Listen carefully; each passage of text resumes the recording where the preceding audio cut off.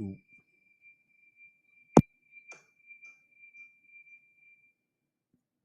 Hey, gang. Sorry about that. I've got a checklist. It's working. And I'm finding that not everything is on it. That's why you heard that reverb. We're on Chatter, a social audio application that I'll have invites for you in the new year. Not right now, but and the reason for that is they're wrenching on some things. They don't want you to get a bad experience by hitting some of the snags. And I agree with that. Just hang tight. A really cool app is on the way in the new year, and I'm excited to share it with you. 99.1 WDJY. It's 11:03 on the East Coast, 8:03 on the West. My dogs are outside, I think. I hope.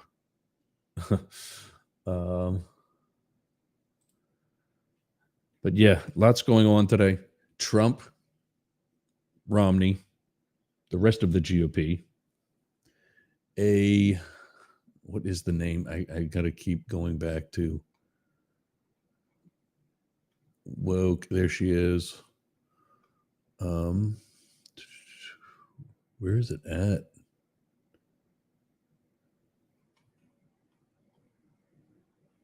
I was reading this. There we go. It's like different formatting on different, like on my phone and then on my desktop. Cirrus Vasey is a non-binary influencer, beauty influencer, that was chosen by Google to be just a part of their holiday ad campaign. And of course, the right is all pissed off about that. Morning motivation, Pierre's pot, all that coming on the way. And then at 12 o'clock in our second hour, Jane is going to join us, and we're going to talk about Darwinism and how that's happening in real life. But first, morning motivation. I got to connect this. Actually, yeah. I wanted to move that to the end, to right before Jane, but I didn't do it. I wanted to kind of, the morning motivation ties into what a lesson I've had and an experience that I've had that is going to tie into what Jane and I are going to talk about. So, and it just makes sense to save it for then. For Pierre's pot, let's do that first.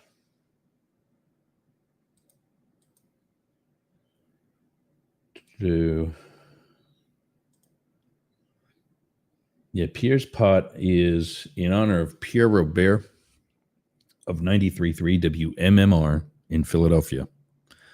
This guy is a radio host, DJ, hero of mine, who has been there since 1981. One station for almost as long as I've been alive. I'm born at 71. He's been on the air in Philadelphia since 81.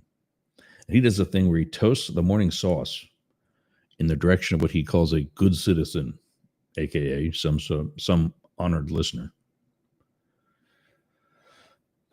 Today, I got to give it, and we talked about this on Friday, and we're going to talk about it again a little bit later today in the first hour and probably in the second hour. I've got to give it to Time Magazine. I know the guys on Friday said that nominating Trump for their Person of the Year is only their way of keeping themselves relevant. That's what media outlets do. That's why they have surveys during the presidential campaign by some outlet that you've never heard of before since 4 years ago, the last time they did a survey. So I know the controversy behind Trump. He would not have been my pick. But when you really legitimately consider what he has gone through, legitimate or otherwise, whether it was criminal activity or lawfare or a combination of the two, depending on the case, He beat it. And while it would probably pain me to make him our recipient of Pierre's pot, which will probably happen. I want him to do well. I want the Trump administration to succeed in bringing America to success, not in fascism, like some dickhead like Kash Patel being in charge of the FBI. It's a good day that Christopher Wray leaves the FBI. Yeah, it's a good day that the Biden selection to lead the FBI. Oh, wait. Trump brought in Christopher Wray. Yet another example of bringing in the best and the brightest who we can't wait to get rid of. So, no, it will probably be a while before Trump is the actual recipient of today's or any day's Pierre's pot. But Time Magazine, for acknowledging what Trump has overcome and for having the stones to step up and say, this is who we're going to, I mean, who else do you got? Who else really had that type of an accomplishment this year? Elon Musk is a shit sandwich. We haven't heard from the MyPillow guy in I don't know how long. Biden's not popular enough. Kamala lost. The first vice president in our history, the first female vice president in our history. And when the numbers come through, and you really look at that, she did worse than Hillary did. So I got to give it to Time Magazine. They're helping us to sort through the good and the bad. My guys on the Friday show are convincing me that maybe Alvin Bragg's case in New York was not the best one to go first. I said it was the best one to go first because it was the first one that was ready. But, maybe that was a bit more lawfare, legitimate case though it may have been.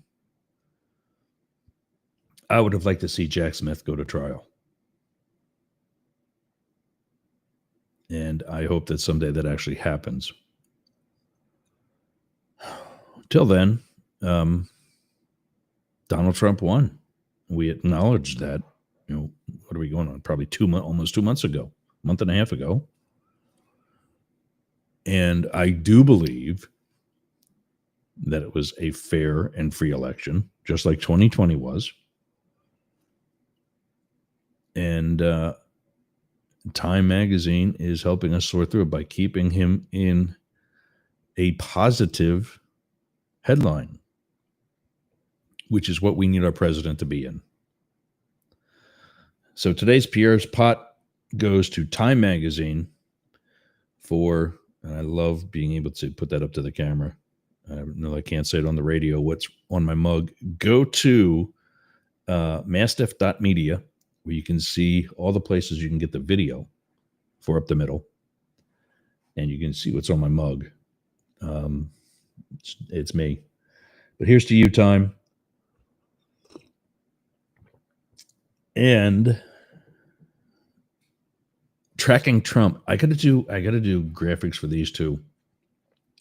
Tracking Trump, monitoring MAGA, and watching Wokies. The three segments we do Monday through Friday now. Friday's show rocked. I'm not going to lie.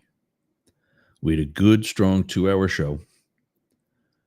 I had to cut the guys off at times, and I think they still need to kind of learn. I'm kind of running a show here. Stop talking. But yeah, I got to kind of yell at him sometimes too, especially Blake. God, that dude loves a microphone. And he's a bright guy. I'm glad that he's on the show with us, but he's just got to He's got to learn the more intricate side of everything. All right, 99.1 WDJY. I'm going to take a quick break, and when we come back, we're going to track Trump. We're going to find out what he's up to, our person of the year, and the newest challenge that he's got out. 99.1 WDJY, America One Radio, and the rest of the Mastiff Media Network. We'll be back after these words. Hey, gang, it's Yergs.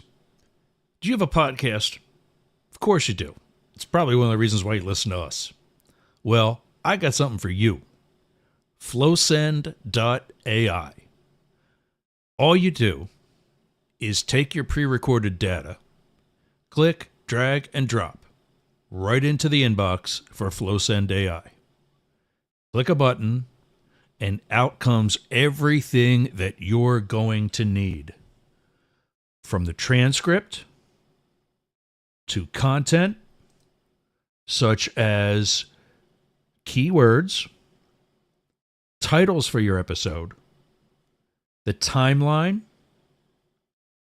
posts for LinkedIn, posts for Twitter, Instagram, other smaller platforms, all the things that it takes you hours to do in literally minutes. So go to flowsend.ai. Tell them Yerg sent you and get your subscription today. Worth every penny. Flowsend.ai.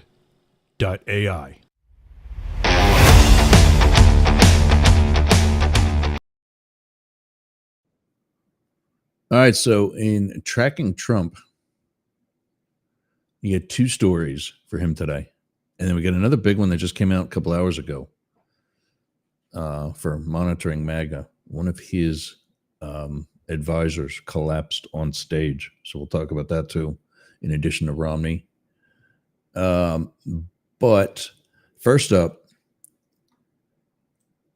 I didn't even know this was a thing. I didn't even know this was going on. Yeah, I guess it's kind of important. ABC News and George Stephanopoulos were involved in a lawsuit. Trump sued them for defamation.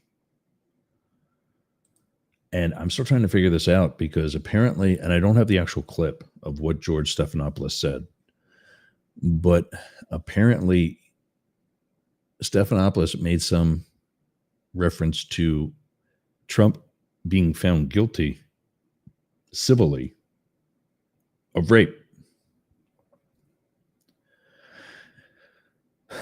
And I guess it's the fact that rape is a criminal offense, not a civil one. And so maybe that's it. I mean, I don't know.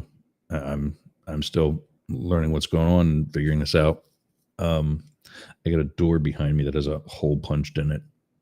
The shower curtain isn't closed yet. Anyway, the lawsuit against ABC and Stephanopoulos has apparently been settled last week for $16 million, where ABC will be donating that $16 million to the Trump Library. I mean, it's kind of a win. And they also have to apologize publicly to regret the inference or something like that. But, and of course, this is all over by Fox News. This actually came out last week because we did also talk about it on Friday, I think. And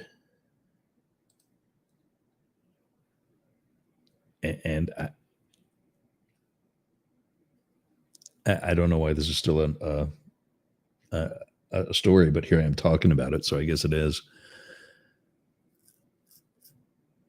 But yeah, it's gonna be 16 million to his library, and then they have to do some sort of apology or retraction or something like that.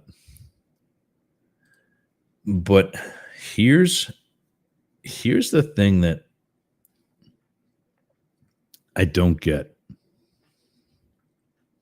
And this is the next portion of tracking Trump.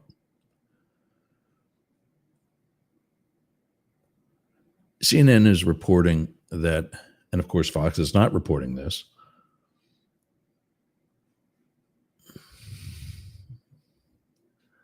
Trump dares Republicans to challenge his playbook on RFK Jr., Gabbard, and Patel. Well, those are probably some of the three worst nominees that he's got besides Gates, who's gone. RFK Jr. is a medical mystery himself, and is probably not something that should be in charge of anything medically related. Tulsi Gabbard, I mean, I don't even know how she can get a security clearance, let alone be in charge of the intelligence community.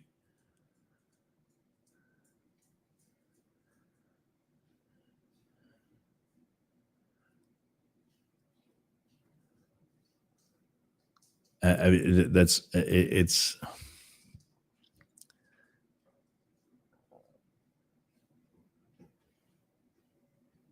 she is like, if anybody is more so, there they are. I've got two dogs back in the room.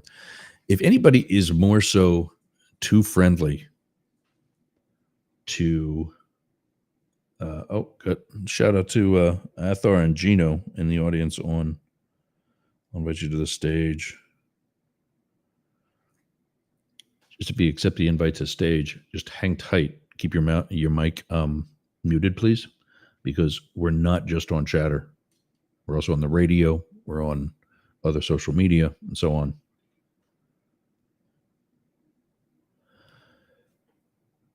How she's been able to have her opinion, an opinion's fine, but at least base some of it on fact,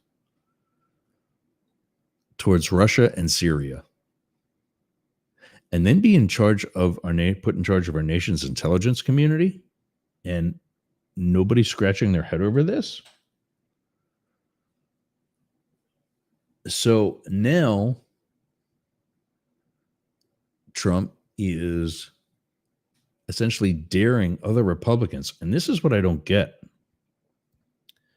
The dude is daring other Republicans to fight him on these nominations.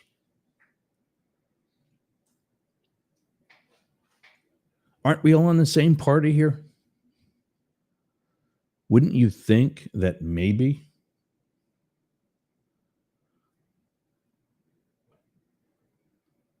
that perhaps we're already coming out of a convention, a successful election,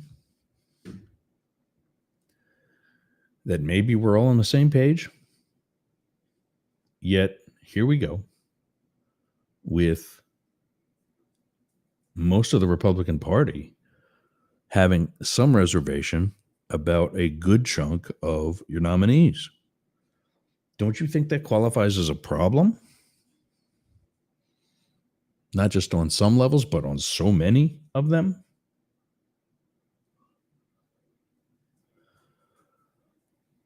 And Trump is coming back with, fight me, bitches.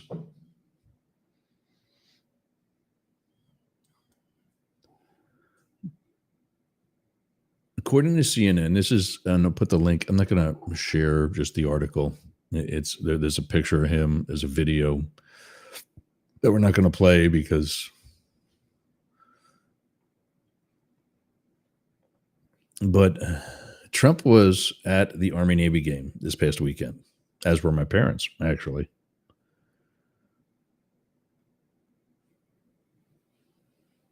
And so far, there's been what CNN is calling a successful rescue of Pete Hegseth. He's got challenges. And now I saw on another ad or another link to another story, John Fetterman, a Democrat from Pennsylvania, is considering supporting the nomination. Okay. You know, I don't just up and say, what are you thinking? Because what people forget is that their information is a lot different from what we get either in public, the media, or other sources. They get a lot of classified things. It might be something that Hegseth brings to the table. Please tell us, because I don't see it. But let's the complex dynamics driving the most empowered presidential transition in modern history went public Saturday as the president-elect presided over his political clan at the Army versus Navy football game beside his pick to lead the Pentagon. The event, which was the latest show of Republican dominance that will steer America on a vastly different path within a few weeks, brought together the president-elect, Vice President-elect J.D. Vance, House Speaker Mike Johnson, and incoming Senate Majority Leader John Thune. With Hegseth on hand, Trump made a firm statement about his desire to see his embattled pick confirmed after the former Fox News anchor wrote out an initial storm over alleged transgressions in his past that he has denied. So he's denied these. This is the other part that I find fascinating. If you accuse me of some sexual misconduct and it didn't happen, and so I'm going to justifiably deny it, I'm also not going to pay you to stay quiet about it. Talk about it all you want. If Trump can get $15 million from ABC, I'm going to get something out of you.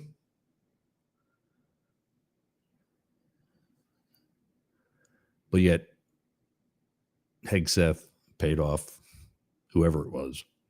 Anyway, and we all know how that works out.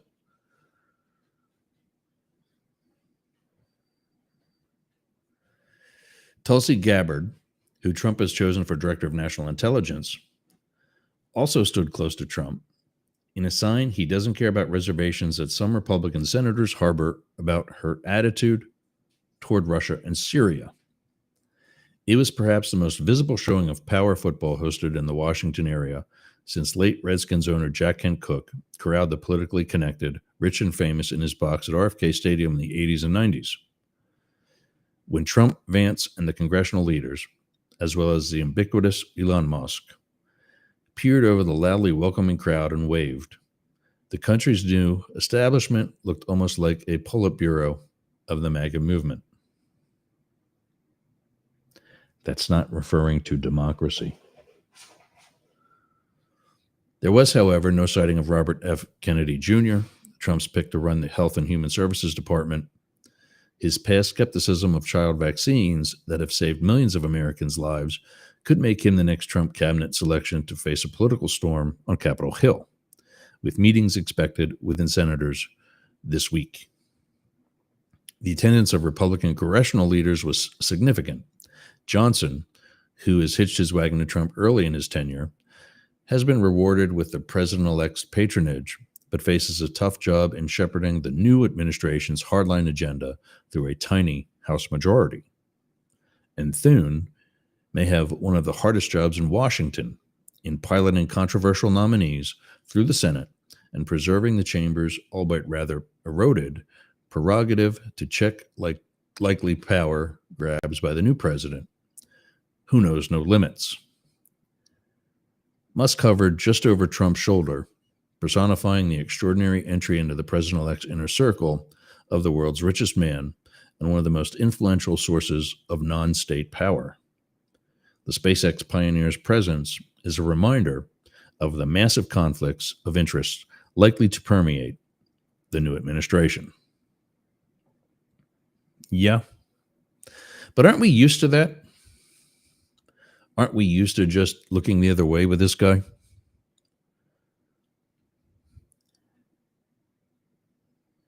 Becoming a president in all but name. Trump's appearance at the game Saturday was the latest photo op in a remarkable process in which the former and future president has been assuming power as the current commander-in-chief. Joe Biden faints from the scene ahead of his last Christmas in the White House. So far, Trump has had only one major reversal: the loss of his first Attorney General pick, Matt Gaetz, and has been effectively taking control of future U.S. foreign policy by initiating trade showdowns with Mexico and Canada. Bright choice. Meeting world leaders and striding back on the world stage with a trip to Paris. Trump's controversial cabinet choices are a show of defiance against a political establishment he believes thwarted his most aggressive instincts during his first term, and his refusal to abandon Hegseth in support for Gabbard, Kennedy Jr., and FBI critic Kash Patel to lead the Bureau is an uncompromising omen about the administration that will begin next month. Donald Trump won. Okay, this part's not true, Mitt. Mitt Romney is quoted as saying, Donald Trump won. He won overwhelmingly. He said what he was going to do, and that's what he's doing. Retiring Senator Mitt Romney, a longtime Trump critic, told CNN's Jake Tapper in an interview that aired on State of the Union on Sunday. This is a team of people who are very, very different, extraordinarily different backgrounds, different perspectives on issues. In some cases, I think even than the president, so an unusual collection of individuals.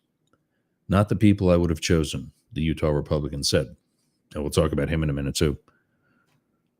As Washington gears up for contentious confirmation hearings in January, Romney warned that the Senate has a responsibility to ensure that there is no skeleton-haunting cabinet picks that could embarrass the country. But in a sign of the populist transformation of the GOP, Romney, the defeated 2012 presidential nominee, won't be in the Senate to play that role.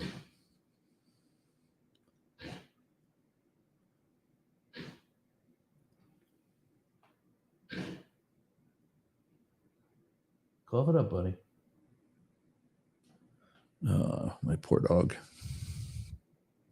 So the article, I'll put it in the, we're already halfway through the first hour, so I'm going to get moving here.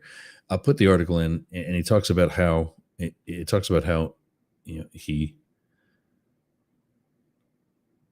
he's kind of forcing this down other GOP members who have brought concerns forward, and that Democrats wrestle with diminished power to oppose Trump. Well, I mean, the Democrats have relied so obviously or previously on what was so obviously issues, like Christopher Wray was a Trump appointee, and he's going to be great for the FBI and this, that, and the other thing, and whatever else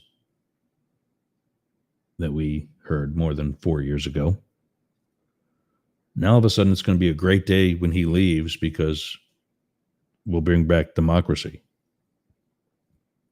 Has it ever occurred to you, Donald, that's what we had, and that you're a criminal, and that's why he went after you?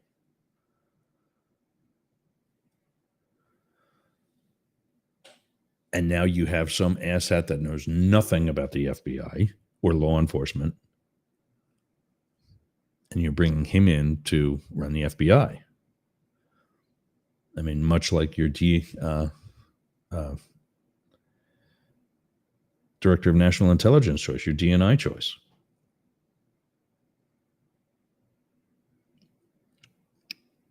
Yeah, more on that. So into monitoring MAGA, as we just talked about. Romney is standing by his Trump criticism. I mean, nothing's changed. It hasn't gotten better. So I don't know why he would change any criticisms he's had on what is now the Republican Party. And he makes a good point. I've been saying this. MAGA is now the Republican Party. I haven't taken it that far. I've allowed the Republican Party to remain themselves and just say that MAGA is what's running the country right now, not the Republican Party. Donald Trump is not a Republican. a former Democrat, and we're not talking about somebody like my co-host on Wednesdays who left the Democrat Party out of ideology and differences in that ideology. But instead, oh, we're not on Discord yet.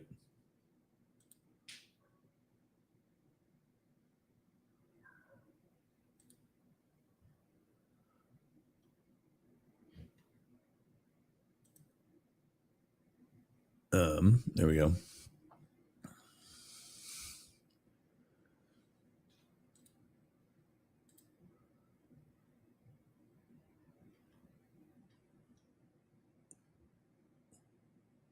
I want to try to get some of the other guys.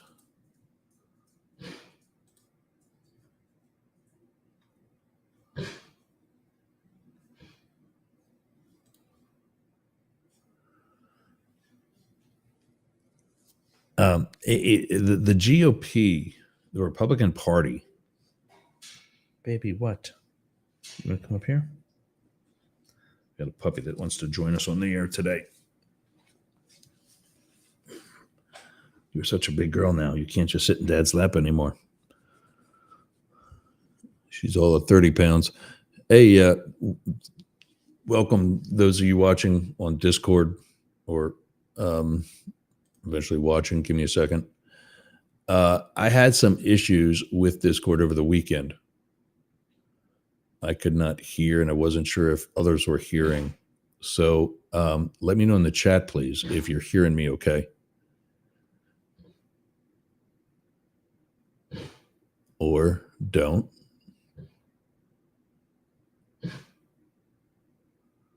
I love that when they just take off. I mean, they must not have heard me because my mic's on. It says it's registering. I gave a presentation this past weekend about, oh, this is so hard to do with a puppy in your lap. Don't be sniffing the microphone. That's Daddy's microphone. About radio and podcasting and, getting into both instead of just one or the other, et cetera, et cetera. And I was supposed to do it on Discord. And I could not hear anybody else for whatever reason. I don't know why.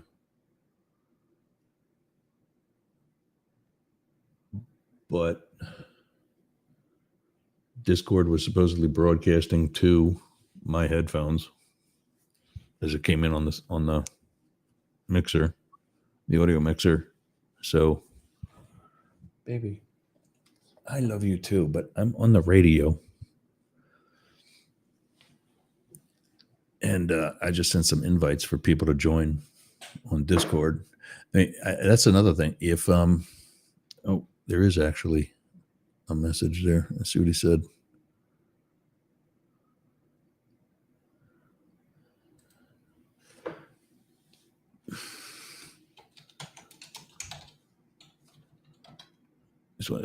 So this one guy that messaged me on Discord is somebody that actually wants to be a vendor with me. Wants me to be wants him to be my developer.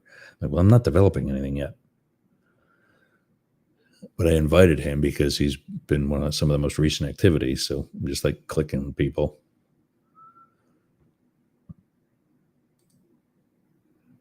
And he's gone. Yeah, he's not there.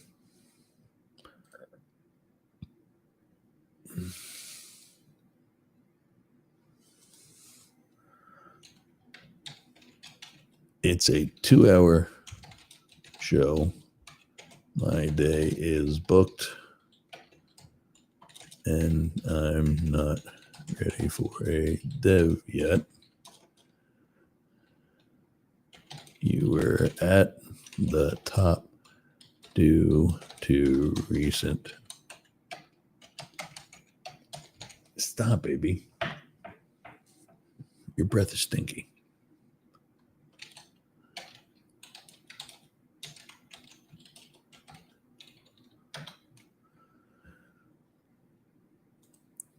So Romney is saying that the GOP, that MAGA is now the GOP. MAGA is the Republican Party. But MAGA is not Republican. It's MAGA. It's farther right than standard Republican. It's farther right than basic conservatism. It is, in most cases, I believe, extremism. And Donald Trump's methods are fascist. Ron DeSantis is no different. Elon Musk, I mean, come on. Here's a guy who brought Twitter executives on Joe Rogan to fire them live on Joe Rogan. That's a democratic process? Yeah, I would growl at that too, baby. Good girl. Wake up, goddammit!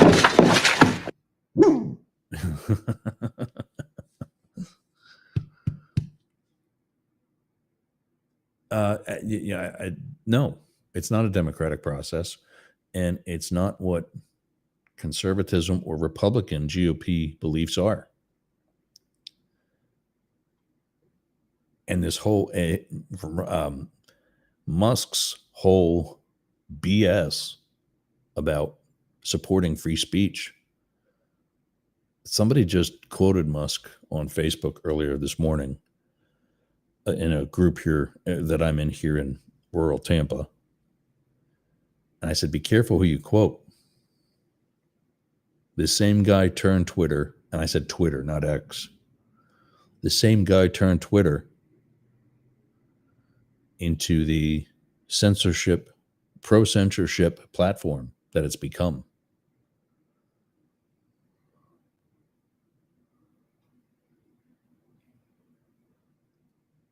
And Romney's coming about saying MAGA is the Republican Party and Donald Trump is the Republican Party today. Yeah, I get that. And I understand what he's saying.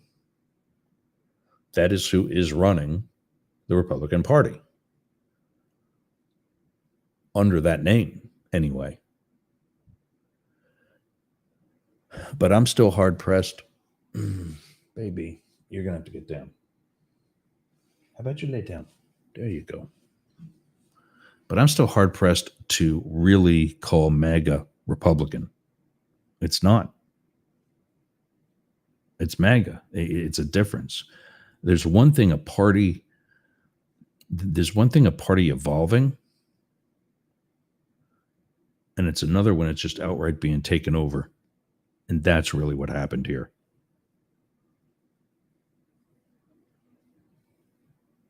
So the link to that story will be in the comments as well, or rather in the show notes as well. You can get those show notes at yergs.com. Where's that at? Yeah, yergs.com, and get that and other information at mastiff.media.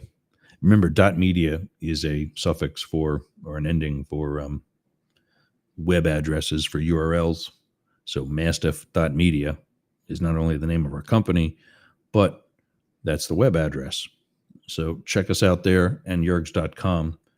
Yergs.com is where the show notes are available. I'm going to take another break. When we come back, we are going to watch the Wokies and check out what's going on with Google. And I read some of it, and obviously, hopefully read a lot of it before talking about it today, but I'm familiar with Google's argument, and I agree with it. The right is making a big deal out of nothing. And yeah, sure, they can go to DuckDuckGo. It's not the same thing as Google. So yeah, knock yourself out with that. Let's talk about some affiliates quick before we go to the break. Constant Contact. All these affiliates are available at yergs.com. Again, that's on the screen. I need to do a QR code for that too. Yeah, I think we got to put that on there. I'll put that up in the corner while we're talking about it. Constant Contact. It's still going from what I understand. And even if it's not, you still get a huge discount. If you go to yergs.com, go to the affiliates block, pop-up screen. There's the ticker that goes across the homepage with different stories that we release here from Mastiff Media about the company, about what's happening with the show and whatever else. There's one of them is a list. It's just a simple list of all of our affiliates and the links to them. You need to use that link because that's how they know that you're coming from me, and you need to come from an affiliate. You can't just go to constantcontact.com. So go to yergs.com, find the affiliates page on the homepage, the affiliates pop-up block on the homepage, click the Constant Contact link, and then use the promo code CyberWeek24, CyberWeek24. What that's going to do, when whatever membership you pick, you're going to get 40% off for the next 3 months. So let's say you use, it's a $10, whatever it is, a $10 to keep the math easy because it's me. It's a $10 membership per month. 40% is $4. $4 times 3 is $12. When the next membership or when the next cycle comes around and it's back to $10 a month, you've already got 12 sitting on the side. You're going to have a free month. Mathematically, you'd have a free month with extra $2. And I love what Constant Contact has done since I first found out about him back in my DC days. I started with Constant Contact to tell people about Shea Yergs, and it wasn't what it is today. Before, servers were seeing an email come from Constant Contact server, and they were immediately labeling it spam. Now it's being labeled a priority, and people get your email. That's kind of key. Also, buyblacket.com. You can go, this one, you can type in yourself. You don't have to go to the link from yergs.com. You can go to buyblacket, B-U-Y, as in purchase, buyblacket, black, ETT.com/yergs, Y-E-R-G-Z. That's Philip Blackett's merch site. He's got some really cool stuff there. Still in time for the holidays. Check that out. Limit Break Digital is Jay. That's my web developer. Go to limitbreakdigital.com. Mention Yergs and Yergs Radio for 10% off your project. If you need to see what his work is, go to yergs.com. Go to yergergroup.com. He did both those sites. They're amazing. Aroma by Peter. That is our scented candles that we burn here at Mastiff Media. Go to aromabypeter.com/yergs. I think that link is back working. If not, message him. Say you're coming from me. What kind of deals are offered for being a listener of Yergs Radio. Capital One. This is another one. You've got to go to yergs.com. If you're into if you're looking for a credit card, I love Capital One. I carry Capital One. That they are in my wallet. So go there, baby. Go to yergs.com and click on that link. And again, it's one of those long ass ones, so I can't read it out over the radio. It's too long. Same thing with Chase Bank. If you're looking to open a checking account, you can get $300 back from qualified applicants when you open a checking account with Chase. Okay, you're going to spill my coffee. You're going to do all kinds of stuff, so you got to get down. There you go. Good girl. She did this kind of jump as I was lifting her out of my lap.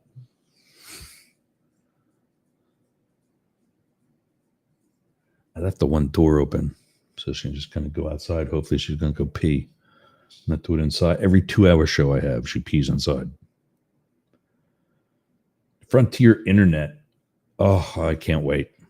Right now, I have the 1,000 plan, which means up to 1,000 up and down, meaning your upload speed, your download speed, whatever, is 1,000 gigs. I'm about to upgrade on Thursday, I think it is, to 2,000. I don't download all that much that I need to be able to have a fast download speed, but I'm streaming. That's uploading. And 1,000 has been good. In fact, my internet is so much better than the previous company, which I finally received a settlement on. Realistic. But Frontier Internet, you can get a $150 gift card. Again, go to yergs.com and click on that link. We're on Rumble, and because we're here to have an equal bias or equal opportunity for anybody, political views.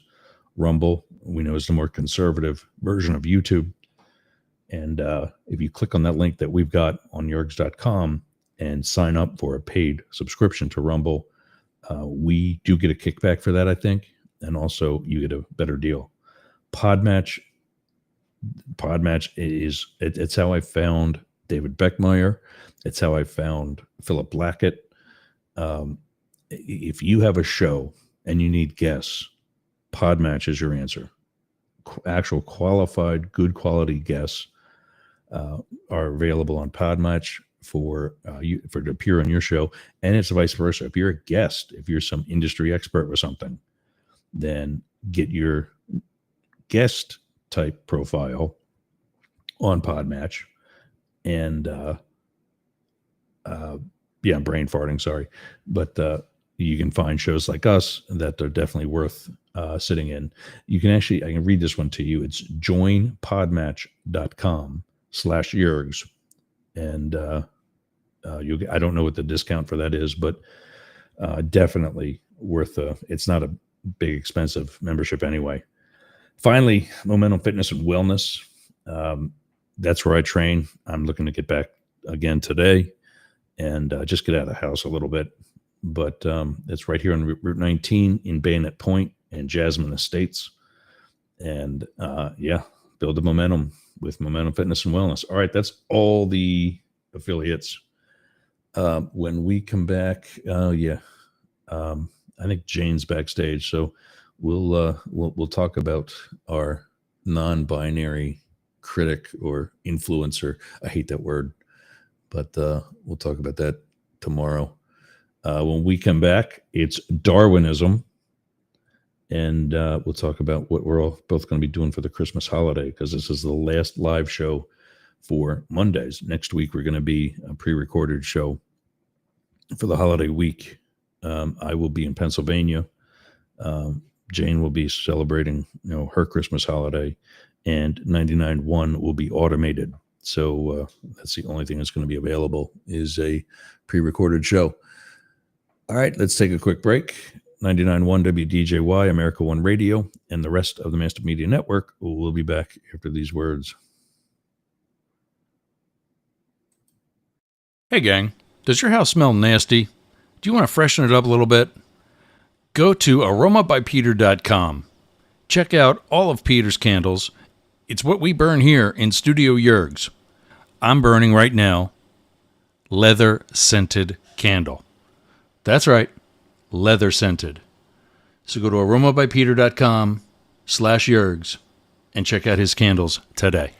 I'm Jane Stahl, retired English teacher, and with my BFF, Susan Bebeck, we manage Studio B Fine Art Gallery in Boyertown, Pennsylvania.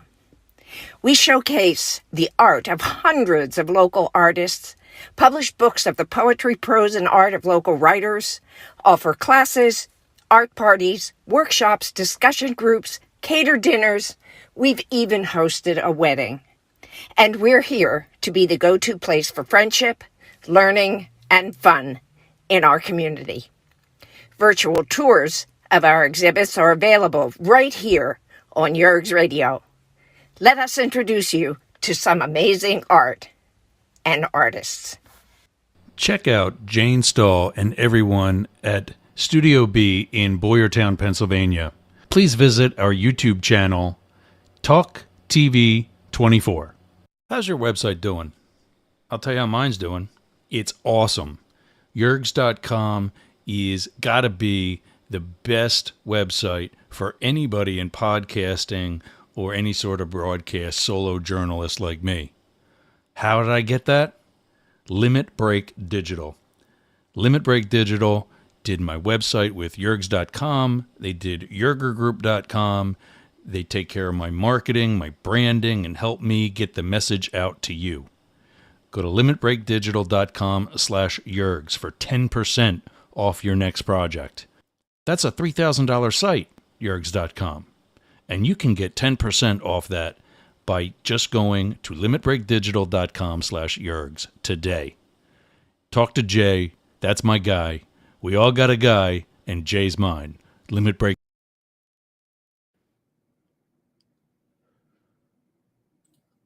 All right. I think I can take the Yergs.com down for now. I think you know where to get me.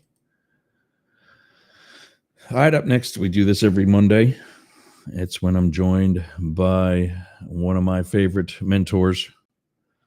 And she's got her tea. I've got my coffee.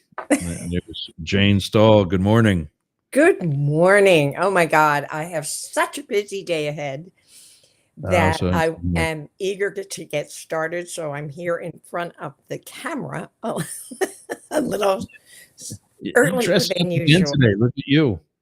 Yeah. How about that? Are we back to the art studio, or what do you got going on? Well, yeah, after this, I'm going to the art studio to have a brief chat with the intern that we have found from Boyertown High School, who's going to help me update the Bear Fever website. Once our experts at Media Fusion can spend a few minutes with us reminding me how to do that. They taught me. I did really well for a while updating the website, adding photos, adding information, adding bears, but it's been a couple years, and my brain doesn't hold on to technology information very easily. And I'm so timid about playing with it. I just need somebody to hold my hand to remind me again of what we're doing so I don't mess up the whole thing. So hopefully, I heard from Daryl yesterday, which I was thrilled about. And he said, I know, I'm so sorry. I'm, not getting back to you, but we're so busy. And I was just thrilled to hear from him, to realize that we were still on his to-do list. So anyway, I want to jump in and to the studio and allow our intern to know that, things are moving along. They haven't forgotten us, that kind of thing. And then from there, I'm excited because I'm going to go record a bee-inspired podcast with a woman who owns Boyertown's Himalayan salt cave. I have no idea what that's about, and I'm so excited to learn what a salt cave is about. And I'm so excited to meet this woman and learn about her journey, how she got to be where she is, where she thought she would be when she was in high school. So I'm going there. And then from that podcast episode recording, I'm going to visit a friend for a little happy hour, and I'm excited about that as well. Nice. So that's my day, and I'm eager to get going. Yeah, I'm anxious to hear about this podcast episode. How about that? Yeah. I've been trying to get a hold of her for a couple of years now, but my understanding is she's had some challenges that she needed to figure out first, maybe personal ones, I suppose. And finally, hopefully, we will do the episode recording today. So anyway, that's my day. Yeah. I'm excited. But Himalayan salt is in the Himalayas. Why, yes. That's not weird. I have no idea what this means. Imported Himalayan salt. I mean, yeah, maybe, or wow. I've seen. She salt. Actually owns the cave. I've seen salt lamps. Yeah. Okay, and I don't know anything at all about them, so I'm going to be educated. And I'm, like I said, I'm excited about it. It should be fun. Yeah. It should be fun, and I'll be able to tell you all about it. And maybe you'll have a chance to visit the Himalayan salt cave too while you're in Boyertown. Yeah. How did the Oh, which one was it? W something something something interview. Oh Joe. yeah, Yeah. the FMZ interview FMC. last Monday. Yeah, that I think that Yeah. was last Monday. Yeah, Anyway, because it went. you were dolled up pretty good then too. We weren't in Oh the we yes, weren't in the yes, Navy yes. or I'm all the down up gym. again today. Yep. Anyway, it went really, really well. It went really, really well. I got a chance to revisit some of the early stories that I enjoy sharing about bear fever because she asked how the whole thing got started. So I reviewed once again my trip to Washington, D.C., where I saw donkeys and elephants on the street decorated by a variety of artists in a project they called the Party Animals at that time. And I reviewed the book that came out of that particular project when I returned the following year for a Pandamania project where they had tons of pandas on the street, Washington, D.C. And Okay. in that book about the party animals, it talked about how the project of putting decorated sculptures on the streets of Washington, D.C. had brought various groups together to work together, to have fun together, to create something, to be productive, and groups that normally wouldn't have worked together. Students and business owners and nonprofits and all kinds of people who sponsored the sculptures. And it talked about how it unified the community. And what we're talking about is Washington, D.C., which at the time was no. And Boyertown at the time was going through its Mhm. own divisiveness. And so I thought when I came home and told Paul about these sculptures on the street, now he wasn't surprised because he had introduced me to the cow parade in Chicago and the cow parade in New York. And so he knew all about these kinds of projects. It was kind of news to me. And it was charming to me to come up out of the metro. Every time I came up out of the metro, here were these pieces of art on the street that everybody could enjoy. Didn't have to find a museum, didn't have to pay any entry fee. There was art on the street. Anyway, I found it so charming. And when I came back to Boyertown, I asked him if we could do something here in Boyertown like that.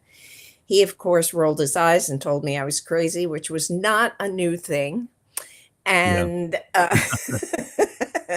And sent me to I love school. when people say that to me though. Oh, I do I love when people too. tell me that I can't Oh, do I do too. something It's or my that brand. fasten your seatbelt. Yeah, it's my brand. Anyway, so I went to school that morning, but by the time I got home, he had already done some research on the possibility of doing such a project in Boyertown. And he said, you know what? Check with your people at school. I'll check with my people in the community because he's a graphic artist, of course, and has done a Right. lot of work for Right. people in the community who know him. Those people who don't know him, some of them know me, okay, or the rest of them know me, I should say. And those who know me, the rest of them know Paul. So I went to school and it was amazing. Talk about serendipity. It was amazing because as I walked in to sign in that morning, the director of pupil services, whose name was John Backen, saw me across the room and he said, "Hey, Jane, what are you doing? Do you have any projects going on? I have some money I need to spend by the end of the month in a grant that he had written for the school district where students worked with members of the community." I said, "Oh my God, as a matter of fact, I do have this project idea." I mean, it just fell into place like you would Yeah. not believe. So anyway, with WFMZ, I was able to review some of these early stories and the stories where the kids and I cold called on businesses in the streets of Boyertown I was to gonna see if we ask, could. is Yes, that the one go. where you all sat in the pool and you just Oh, passed yes, the that turn and was the everybody took summer. turns? No, Yeah, yeah. yeah. Yep, the kids, we did cold calls on the street where one of my favorite memories, and if I told you this before, maybe our audience hasn't heard it, so I'm going to tell it again. Yeah, that's all right. Go Um, ahead. I mean, the students and I were on the street, walking up and down the streets of Boyertown, and I said, okay, we're going to go in each of these businesses and see if any of the business owners are interested in sponsoring a bear in our project. I will do the first one. So I went in and did the ask. We're doing this really cool project. Would you consider being part of it? Do you want to sponsor a bear? Back on the street again. I said, okay, kids, now it's your turn. One of you has to take the next interview. And one of the kids said to me at the time, but what if they say no?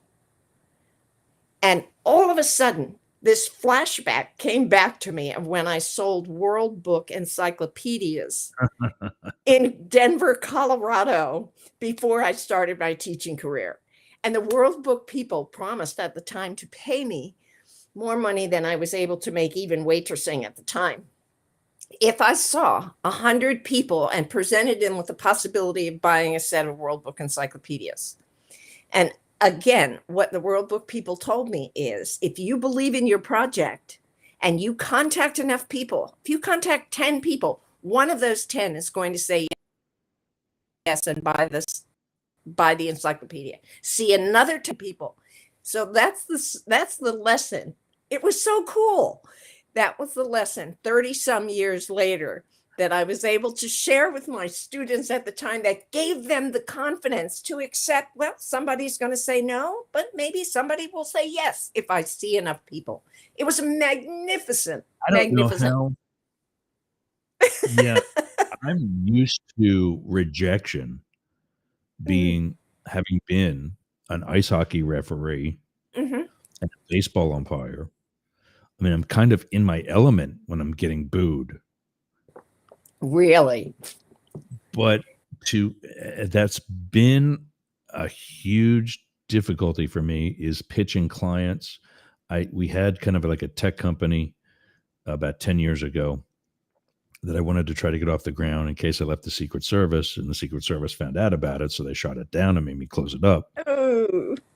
But even here, with like trying to reach out to businesses to sell ad spots, I'm also worried about, what if they say no?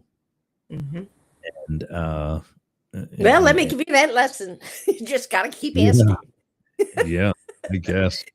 And it's so funny. It came back to me again just yesterday, because my son right now is sending out resumes all over the place. Okay. Yeah, you said.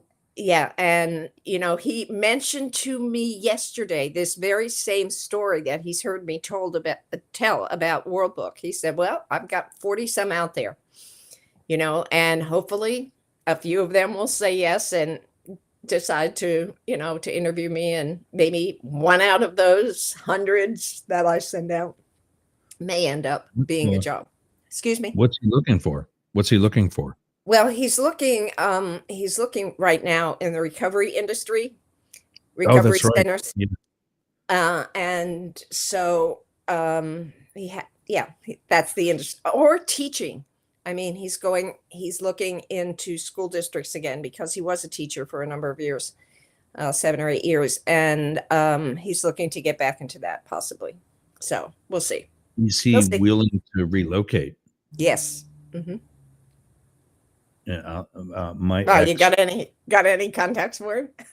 Yeah, my ex is in the same recovery type business. Okay. Yeah, he manages a bunch of people now and rose quickly there. So I have to guess that there's got to be openings or some potential. Mm-hmm. He's in it's Matt that's in Cleveland. He is in the Columbus, Ohio area. Okay. And I don't know how big that company is and what other, but he's liking it. He's happy there, and fantastic. Had issues with addiction, so it's kind of helping him stay on a straight and narrow as well. So if you have an opportunity to chat with him, tell him there's somebody who's looking for a position. So yeah, anyway, I'll definitely. We'll see what happens.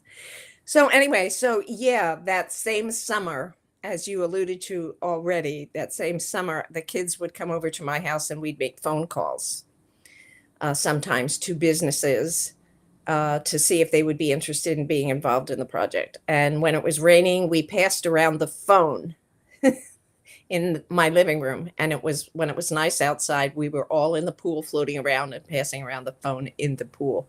It was many, many wonderful memories. I mean, I had a couple of young women who met with a friend of mine while they were at my at my home, and we were having a day in the pool, and my friend came over and they started their presentation in their Very bikinis. He really loved that. And ended up, of course, sponsoring a bear because he really loved chatting with the kids. But honestly, the project, as I told the people from WFMZ, the project was taught the kids so very many things, and one of the things, of course, that that they expressed during an interview with a newspaper reporter toward the debut of our first 35 bears, was that they learned they could do anything if they believed in what they were doing. The rejections didn't bother them. They just went ahead and did the ask and hoped for the best, but it didn't define them and it didn't discourage them. And it was just a wonderful, wonderful, wonderful lesson. But I remember, and I was able to share this with the folks WFMZ. One of the businesses we visited was a local funeral home, and we had called them on the phone and set up an appointment. And then the kids and I went to the appointment. And when I got in there, the funeral director said, "So, Mrs. Stahl, do you remember me?" And I said, "Well, of course, Bill." I said, "Of course, Bill. I remember you, and I remember where you sat. And by the way, how is your friend Richard?" Because I remembered him too. I remembered exactly where they sat in my classroom, because I think they were. I think which they funeral were. home? Pardon me. Which funeral home? Odd. And Bill Okay. Sprock is the number, or is the name of the funeral director at the time. But I remembered him and his friend Richard. And it's funny. Here's another funny story that I don't think you've ever heard. Was when my mother died. They were in charge of the service, and rather than have a church, someone from the church come and direct the service, what I did was I went through my mother's drawers and found all kinds of cards that people had sent her throughout her life for her birthday or for Valentine's Day or for Christmas or whatever, in which they expressed things about her and what they loved about her. And I took all these cards and made a notebook out of it, and was able to share with the people at her funeral service what it was they liked, what it was they loved about her, in their own words. I didn't have to say anything necessarily from my own heart, but the folks who attended were represented in the cards that I shared from this notebook. And then I also, toward the end, I had a bottle of champagne because my mother loves champagne. And I had a box of chocolates. And what I did was, at the end of that service, was I passed around the champagne bottle and little cups and had everybody take a shot of champagne and grab a piece of chocolate or two. And and we toasted to my mother at the end of the service. And it was really kind of charming. And then at the end, my husband remembers that whatever leftover candies we had, we put in, we sent along with her, and whatever champagne we poured. But when the afternoon that she died, my niece and my daughter and I were by her bedside, and by that time she was unconscious. And yet they tell you that, at the end of life, people can sometimes still hear and process information, although they don't appear to be conscious. And so we were just chatting with my mom. And finally I said to her, "Look, Mom, it's okay. It's probably time for you to leave. It's probably time for you to move on." And I said, "Your brother and sister-in-law are in Florida. They will not be coming up this afternoon to say goodbye to you. And you've seen all your grandchildren and you've seen your children, and perhaps it's time for you to leave. But I promise you, Mother, that at every celebration we will have a glass of champagne, give our our trio at every celebration. And Ross, at that moment, her eyes closed and everything. She lifted her hand as if she was taking a sip of champagne herself. And Oh, it wasn't an hour or so. It wasn't an hour or so later that I had to leave for a little bit, and they called me and said, "You best get back here." And by the time I got back, she was gone. But those are some kind of cool stories, and why I ended up adding champagne to her gravesite the day of yeah. her service. Yeah. And the peaceful passing. Yeah. is- Yeah, it was. But anyway, so yeah, so the TV spot went really well. Jeff Graber was there, so they interviewed him as well. And it was just really fun. As I said, I got to relive some of my favorite moments of the beginning of the Bear Fever Project. It was magic because the kids on them and asked them if they were interested in sponsoring a bear. But when the kids came along, it was a whole different thing. People loved chatting with the kids. So anyway, Jeff, that's my story. Is Jeff the one from Pokemon? Jeff Graber? No, Randy Renninger. Jeff Graber owns That's right, a sign company in Earlville. Okay. So Gotcha. So as we talked it was about fun. Today, yeah, I always liked WFMZ and ZZO, the FM rock station. Both are right on 78 and 29 near like the Cedar Crest Boulevard, not Cedar Crest Boulevard, MacArthur Road in Allentown. I think it's MacArthur or MacArthur Boulevard, whatever. I used to referee hockey up at the rink up there.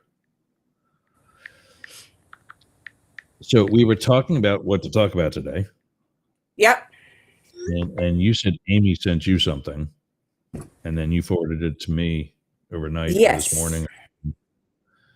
Yeah, and I just got that this morning, and to me, it says it all. You know, about where we are at this particular situation. I'll tell you, I am pretty discouraged at this particular point with what's going on. You know, I don't want to say politically because it's more than politically. You know, I don't know where to go from here. Yeah, I mean, it's a societal thing too. Yeah, it is. And it's huge. It's huge. It's a whole gestalt. It's a whole existential moment. It's a whole existential thing. It's a whole metaphysical issue. It's not just who won an election. And maybe, and what I'd like to do, unless you would, what I'd like to do is share with our listeners what I read this morning, what my daughter sent me this morning. Is that okay with you? Yeah, it's on the screen. Go ahead. Okay. All right. And what it's titled are A Darwinian Look at Humanity's Wild Ride 2.0. So listeners, these are not my words, and I've reached out to see if I can't find the author of these words, but I don't know it at this point. When I do get that information, I will. But congrats and bravo or brava to the author of these words, because it really resonates powerfully with me. Anyway, A Darwinian Look at Humanity's Wild Ride 2.0. Imagine a world where Homo sapiens redefined survival of the fittest, not as a contest of brute dominance, but as a symphony of collaboration and shared growth. In this reimagined evolutionary tale, the fittest wouldn't be the one with the largest arsenal or the most ruthless instinct to dominate, but the one who could craft the most inspiring ideas, cultivate the most fruitful partnerships, and nurture Mother Earth herself. Picture this competition that isn't about carving bigger bombs, but cultivating better solutions. Rivalry, not for resources to hoard, but for innovations that elevate the collective good. In this utopia, the most fit are those who recognize the power of a harmonious ecosystem where humanity's survival depends on what we give back, not just what we take.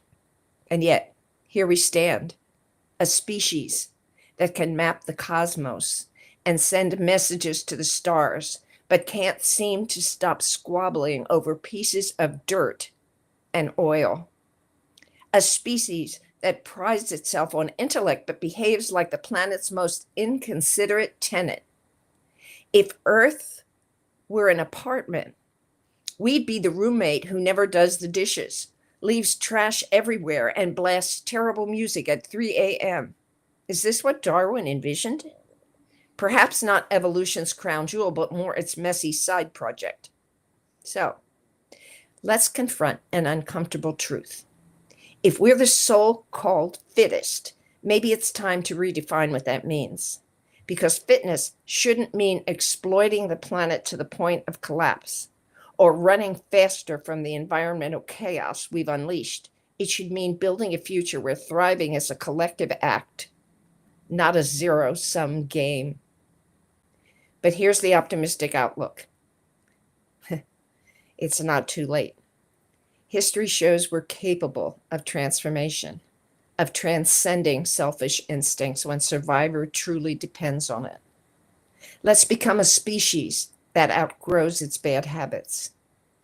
After all, even the worst roommates can learn to clean up, pitch in, and maybe, just maybe, turn a chaotic house into a thriving home. The question isn't whether we're fit to survive and evolve to thrive together. Beautiful, huh? Yeah. Yeah. And I picked today's, I didn't get to do it yet. Maybe if you need to take off, I can do it towards the end. Today's morning motivation is from a Texas billionaire named Tillman Fertitta. Have you ever seen the TV show Billion Dollar Buyer? It's a guy who I don't think so. He might come to your artist at Studio B and say, "Oh wow, I like this piece. Can you make me 20 of them?" Yeah. Okay. I would put all my hotels. And he says, successful people are the ones who don't say, or excuse me, successful people are the ones who say, "I don't know everything." And Good. you would have to be that type of personality to be able to make the changes we're talking about here. So, I tried to pick something that was, relevant to this, and I think that's a really good fit after hearing you read it again. But yeah, I mean,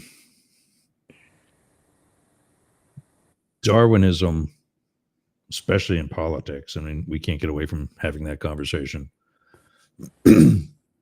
Male or female has been about essentially, I'm just going to say it, we get bitched at for it, I'll get bitched at for it, but has essentially been about dick measuring. Yeah. And not brain measuring. Yeah.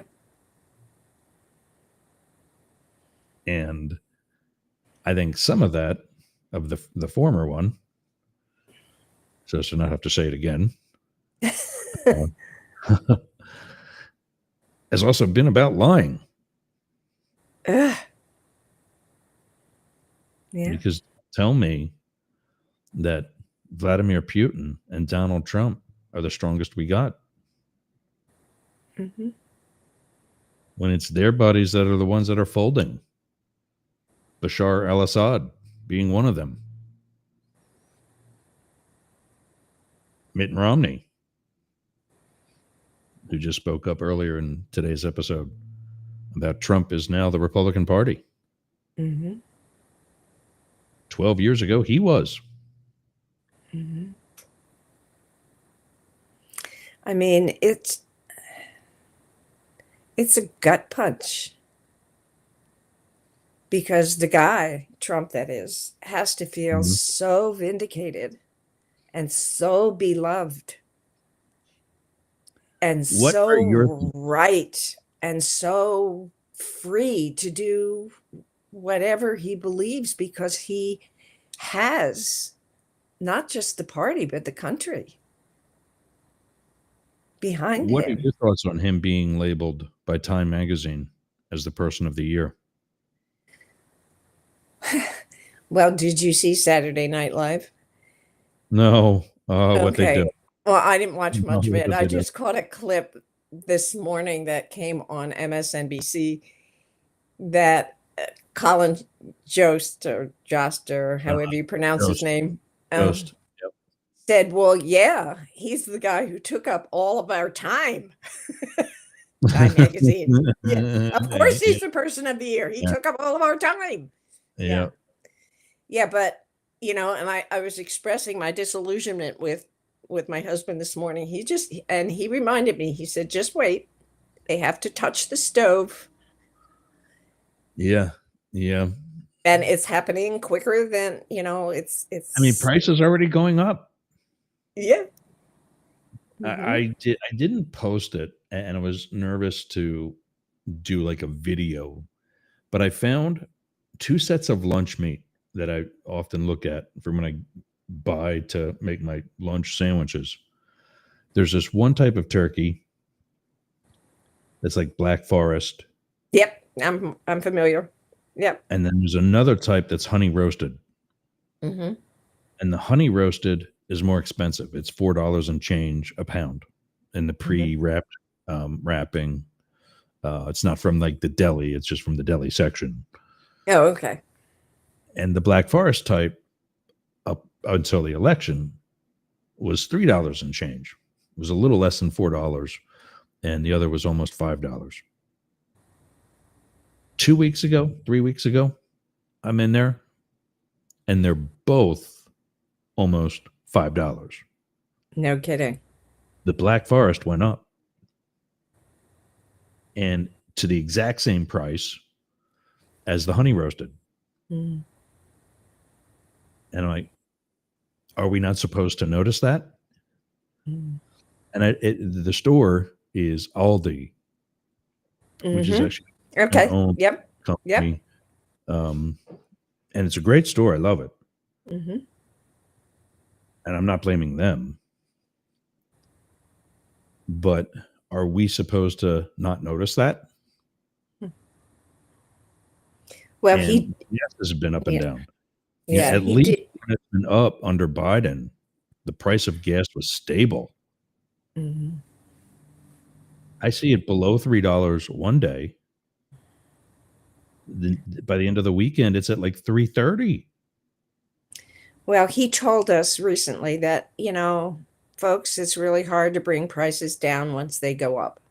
So, despite his campaign promise about bringing prices down immediately, he has realized that it's not as easy as he told us. Where did I saw the same thing, and it was actually something that I had saved to try to use it for today's show. But one of the analogies was, this is Mexico Wall 2024.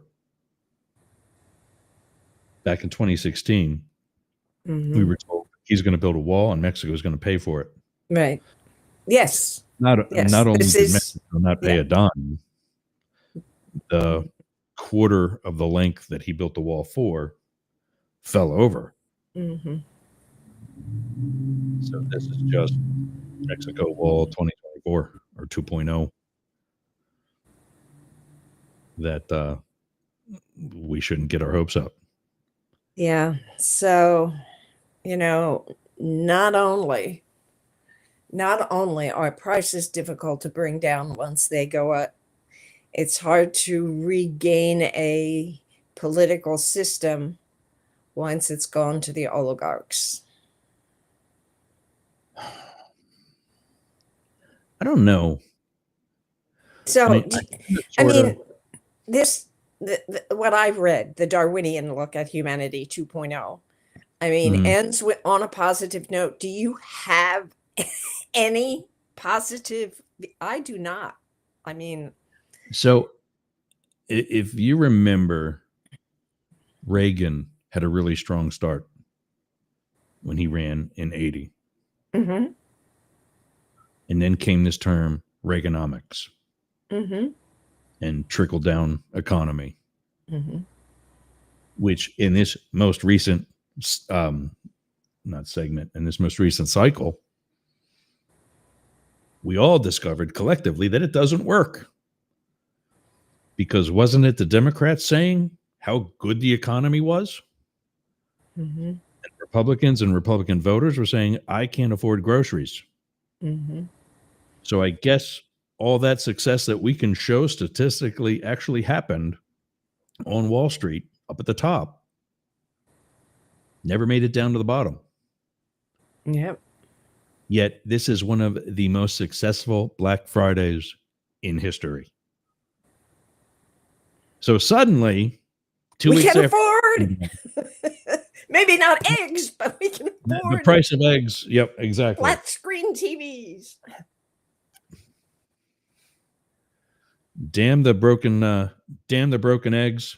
Full credit cards ahead. Yep. Yeah, it's a quote from the. I just learned where that saying came from. Damn the torpedoes, full speed ahead. Mm. It was from the Civil War. Admiral Farragut was in the Gulf of Mexico and was attacking Alabama and had a siege on Alabama. And this one particular island that was a Confederate fortress had put mines into the water, Whoa. which at that time were called torpedoes. And they were all torpedoes. And one of the ironclad ships was already sunk. And that's when Farragut came up with the saying, damn the torpedoes, full speed ahead. And he pushed through the minefield and, laid siege to Mobile, Alabama. But yeah, damn the broken eggs, or the fragile eggs, full credit cards ahead. Mm-hmm. Let's create the one of the highest Black Fridays in history. Yeah. So Reagan caused all sorts of economic success and did so by causing a lot of economic strife.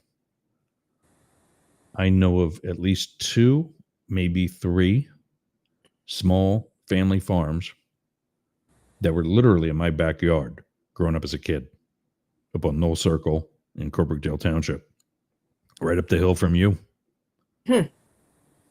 who were no more by the end of the Reagan administration.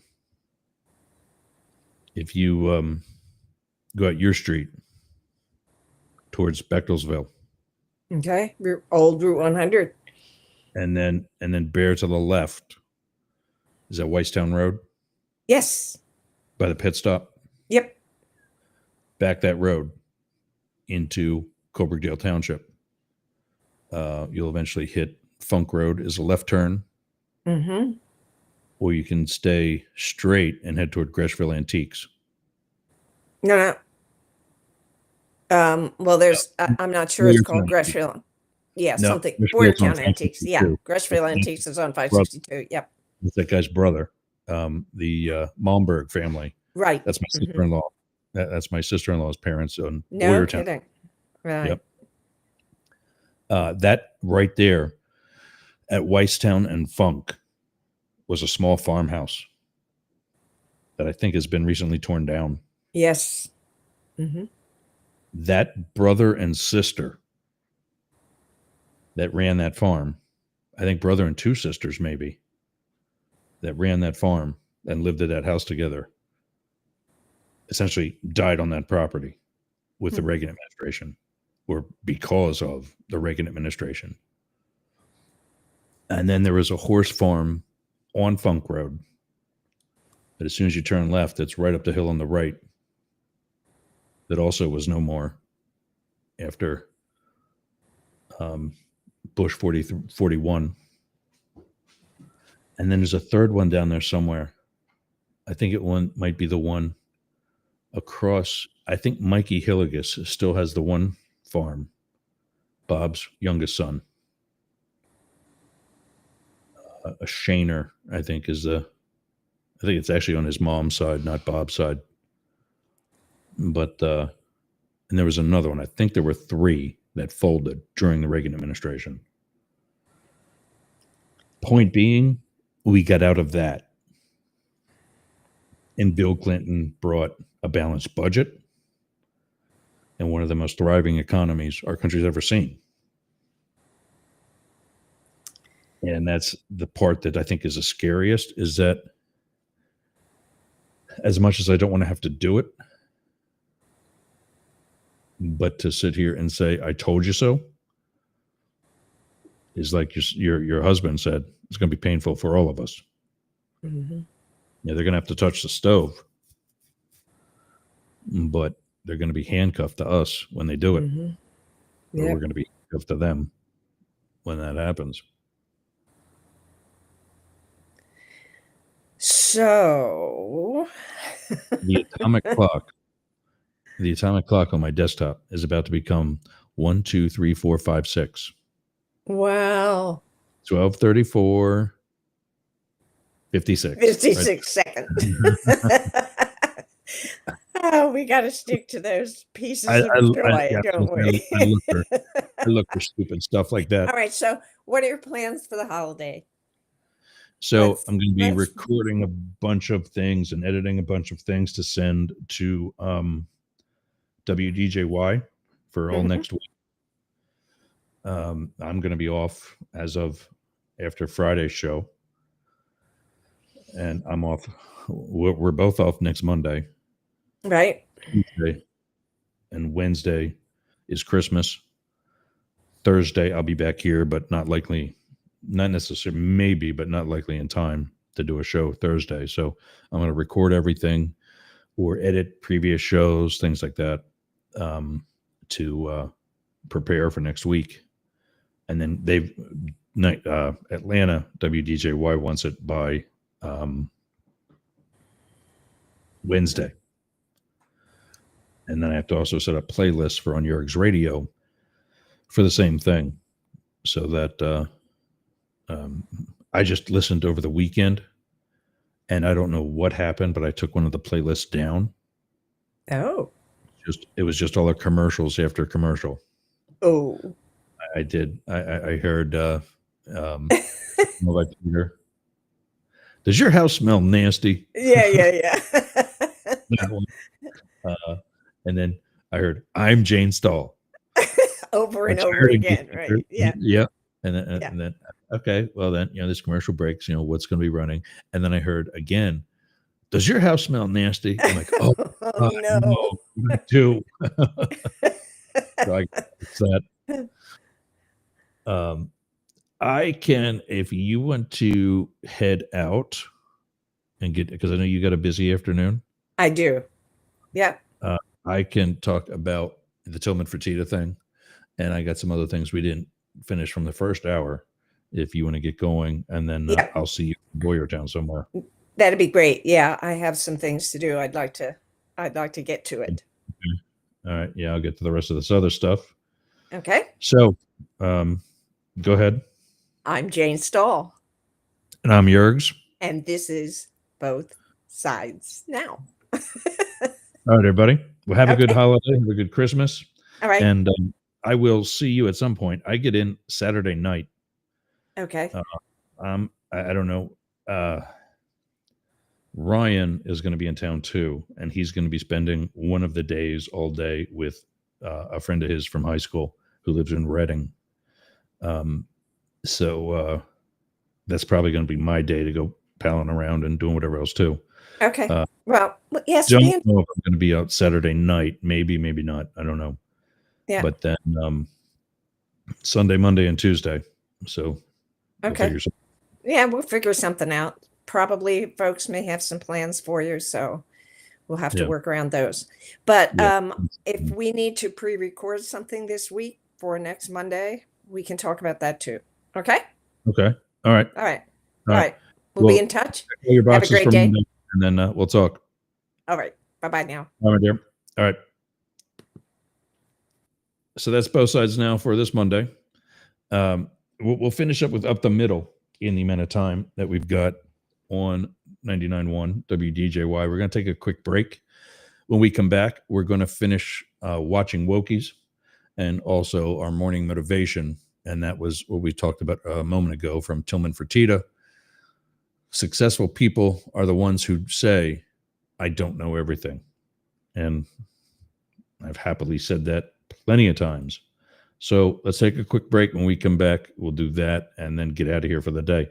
99.1 WDJY, America One Radio. We'll be back after these words. I'm Yergs from Up the Middle. I've finally begun to reach out to my own listeners with Constant Contact.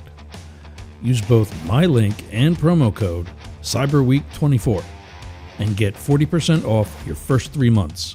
40%. But more importantly, you'll have all the same benefits and tools that I do. All the same templates and all of the same success. So get my Constant Contact link where you get all of my links by going to yergs.com.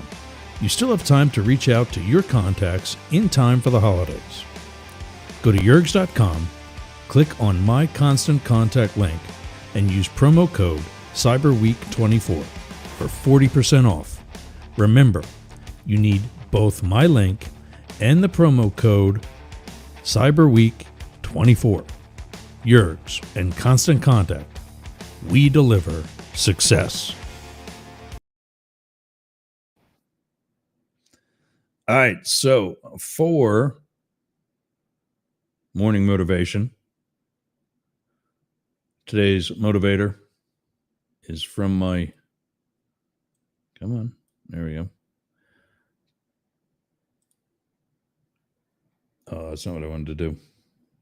Well, there's a big shot of it for those of you watching. Successful people are the ones who say, I don't know everything. And that man is Tillman Fertitta, the host of a show, as I said earlier, called Billion Dollar Buyer. What he does is he buys various products in bulk.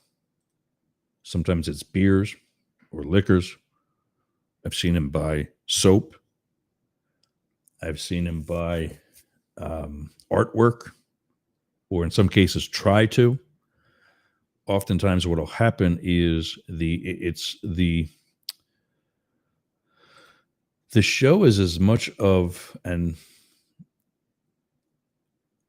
almost a game show or a reality type of thing where there's obviously some stress.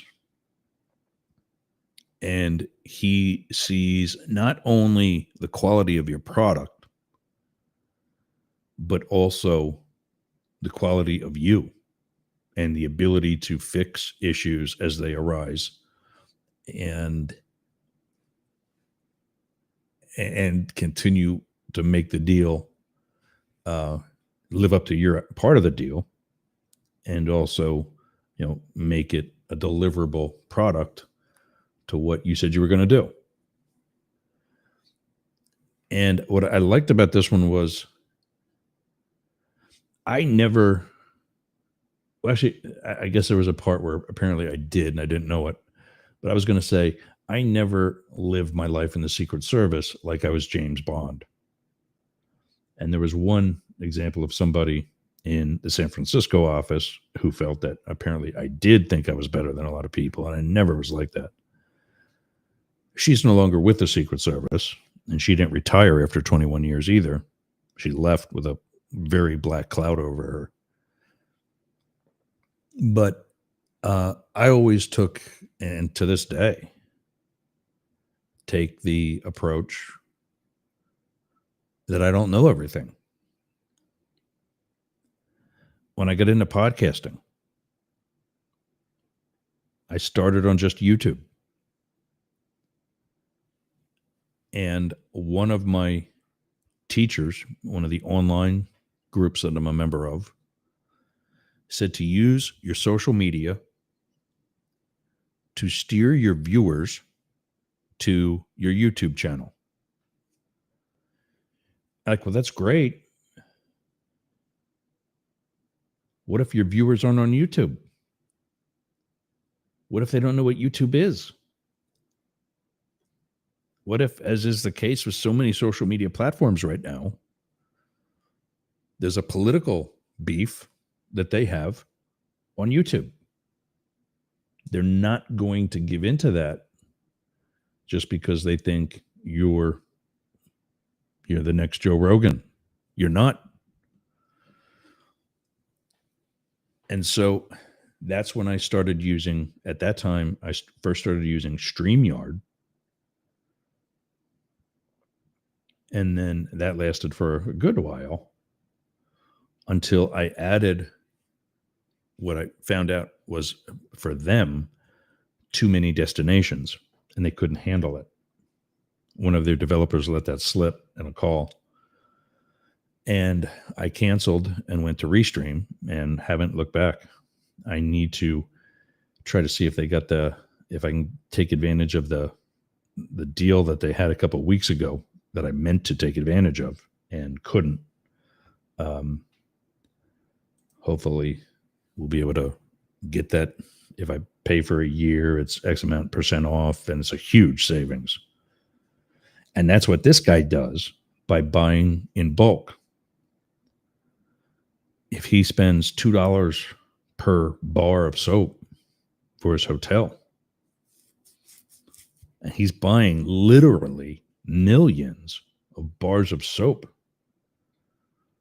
just at 1 million bars of soap over the course of a year for all the hotels. And I'm not talking about a hotel like, something nice and cute in a small town. This guy's got hotels that have 1 or 2 or 3,000 rooms.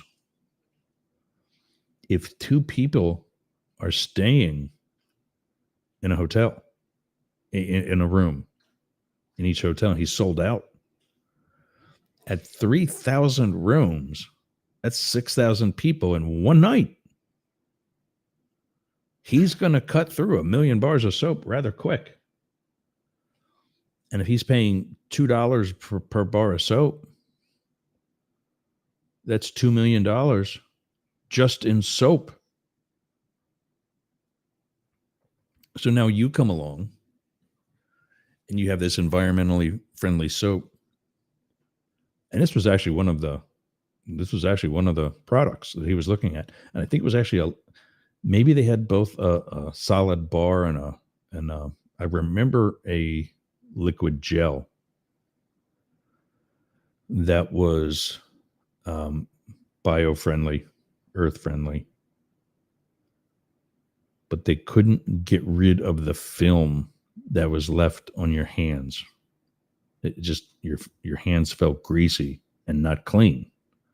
So I think he couldn't go with it, but just the math. And let's say, he's spending, in one purchase, he's buying 1 million bars of soap at $2 a bar. And you cut that down to $1.25. You just saved him $750,000. And why is he going to say no to that? Well, if your soap isn't getting his guests' hands clean, he's going to say no to that quickly because he's got a standard to keep. But you bring together a better bar of soap, the whole build a better mousetrap. And you got yourself a deal. And he is one. He's a little far right in his political beliefs, I've learned, but he's one who does practice what he preaches, and that he'll ask the entrepreneur, artist, beer. There was a thing. I don't know if you've seen this. I've been to a place like this in St. Pete. you walk in, you get seated, and you get given a bracelet. And the bracelet has a chip on it. And it allows you to go up to this wall, probably 10 yards long. This wall of beer taps, one right after the other. And you just put your wrist, as you wear this bracelet, up to the reader that's right above that tap. And it turns that tap on. You tap yourself a beer. And it measures how much you're pouring. And puts that amount by the ounce on your tab.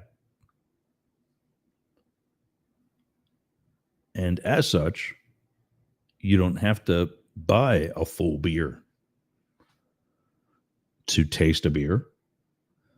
Or if you only wanted, if you have a 16-ounce pint glass, if you only wanted 4 or 8 ounces, that's all you have to pour.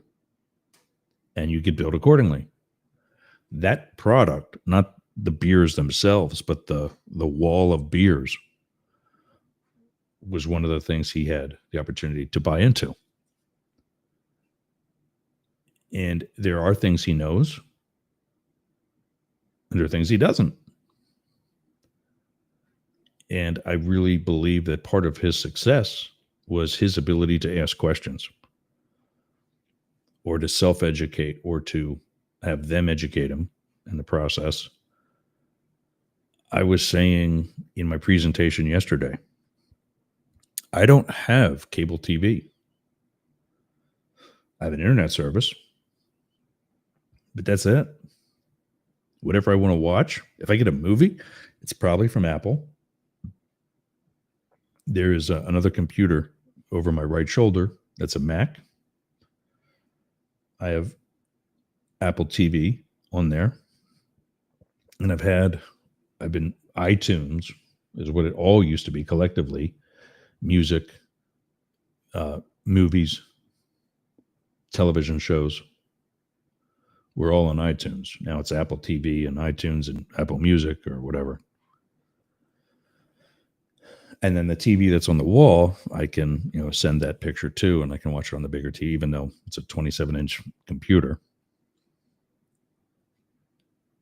And then also, I'm a fanatic of YouTube, self-educating, entertaining. It's where I get my news. It's from different sources on YouTube, both ends of the political spectrum. And like I said, I don't have cable TV anymore. I've lost so much faith in the services that provide that. But I do search for things in effort to educate myself, because I'm not afraid to say that I don't know everything. It's how I learned about radio. When I started my podcast, I learned about internet radio. In fact, I was never going to get a podcast, a quote unquote RSS feed podcast. I'm on YouTube in video format. Why would I want to lose the video and go to just audio? Turns out, after doing some research, not only did I do that, but I did not go to all these businesses that were pitching me for them to host my podcast for me, who would then have part ownership of my brand. So because I said I don't know everything, and because I didn't just jump at the best sales pitch, I'm now on my own with an agent. I'm still on YouTube. I'm on, I don't know how many other platforms, and I do, but you can go to mastiff.media to see for yourself. And now I'm also on internet radio. Within the first 3 months of having developed my podcast, kept it on video format, but still added the RSS feed, thanks to Spotify. I learned about internet radio. and continued to teach myself about internet radio, such that, just like with the podcast, I didn't have to rely on some crappy internet radio provider where you would have to know about them to find me. And both the podcast provider and the internet radio provider for my own station was like that. Now you just search for me. And then what happened? Glenn Sportcat Jackson comes along and then teaches me about how we can get on terrestrial radio. Now I'm on social media, to include YouTube, Facebook, wherever else. Social audio, like Chatter, Clubhouse, was on Twitter Spaces. Elon Musk just destroyed that platform, and I'm not going to do it. I'm not going to pay $80 for somebody to hear my voice when I can be on all of those other platforms for free and get a better service. And then, the internet radio, the everything. All because I was able to say, I don't know everything. All because I was able to challenge that first educator who told me to steer all of my viewers to YouTube. When in all actuality, I've got plenty of viewers, plenty of listeners on so many other platforms. I'm so glad that I kept that open mind and didn't just follow the next sales pitch. Mates, you want to go outside? We are going to wrap up. And then, yeah. So, Tillman Fertitta, you want to be that successful person. Oh, that poor dog. Be the one who says that you don't know everything. Be willing and unafraid to learn about something new or about something different. Just because it's not what you would do doesn't make it wrong. We'll be back tomorrow with an hour show right here on 99.1 WDJY and America One Radio, and the rest of the Tuesday Mastiff Media Network, where we're going to have, again, Tracking Trump, Monitoring MAGA, and Watching Wokies as the different segments, as well as, of course, Pierre's Pot and Morning Motivation. Wednesday will be our last live show before Christmas, but we will be back for New Year's Day. And again, next week, Monday through Thursday, will all be pre-recorded shows on both America One Radio, 99.1 WDJY, Yerg's Radio, Rainbow Radio, and then the social media live broadcast will be on hold until we get back from the Christmas break, which again will be Monday through Thursday of next week.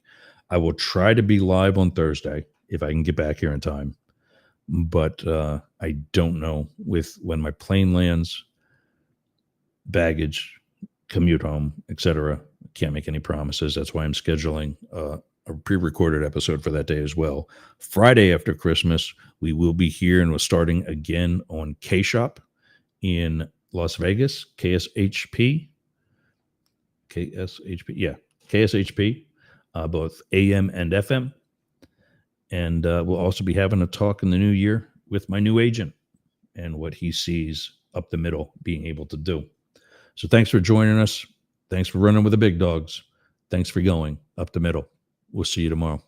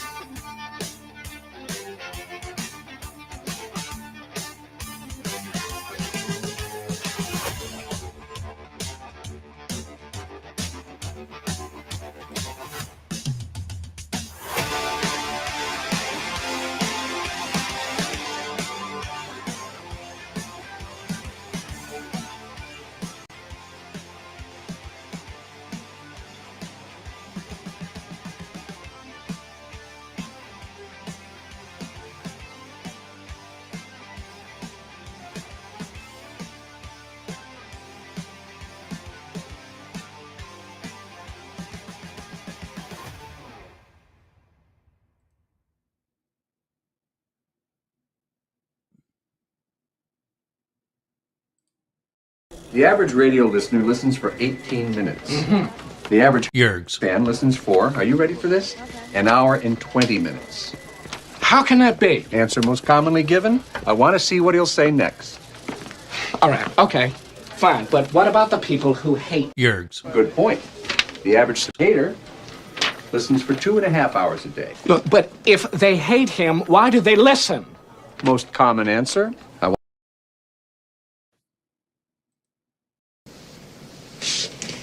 You've changed. You know that? Yes, I suppose I have. How about this? Peace, love, dope.